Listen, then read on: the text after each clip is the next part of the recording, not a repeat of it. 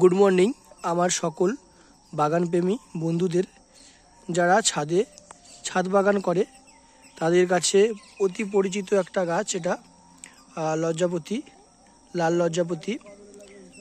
আমরা অনেকে ছাদ বাগানে এটা কিনে এনে বাড়িতে লাগাই বা অনেকে অনেক জায়গা থেকে সংগ্রহ করে। আমি এখন যেই জায়গাতে বর্তমানে আছি সেখানে এটা চারিদিকেই হয়ে আছে আর প্রচুর পরিমাণে হয়ে আছে। আর এইখানে মাটিটা লাল, আর এই লাল মাটিতে খুব সুন্দর এই গাছগুলো হয়ে আছে।